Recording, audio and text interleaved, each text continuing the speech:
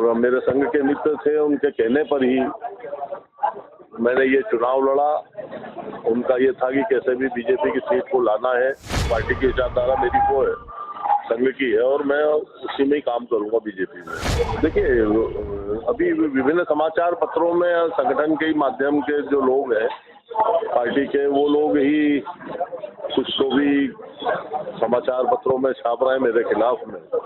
तो वस्तु स्थिति साफ करने के लिए मैंने आज ये प्रेस कॉन्फ्रेंस बुलाई, और उसमें विशेष रूप से मैं संघ के लोगों का भी धन्यवाद ज्ञापित करूंगा, वो पार्टी का भी, कि उन्होंने मुझे सदस्यता दी।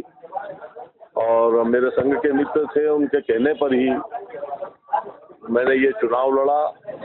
उनका ये था कि कैसे भी बीजेपी की सीट को लाना है, और उस समय स्थितियां बिल्कुल विपरीत थी। ऐसा लग नहीं रहा था कि दीदी चुनाव जीतेंगी, और संघ के लोग बहुत ज़्यादा चिंतित थे इससे कि किसी भी हालत में 9 सीट जीतना, हम 8 जीत रहे हैं, ये सीट भी जीतना है।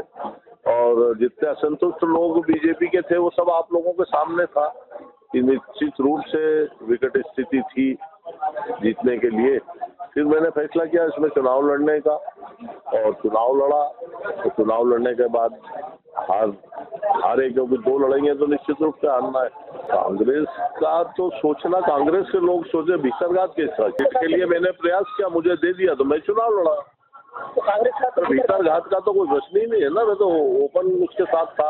अभी भी आया तो उन लोगों से चर्चा करके बोल करके आया कि भाई मैं जो पार्टी की विचारधारा मेरी वो है, संघ की है, और मैं उसी में ही काम करूंगा बीजेपी में। मैंने सदस्यता ले ली है, और आपको उसके अंदर आपको मैंने सबको व्हाट्सएप किया है मैंने, सदस्यता की जो मेरी वो है।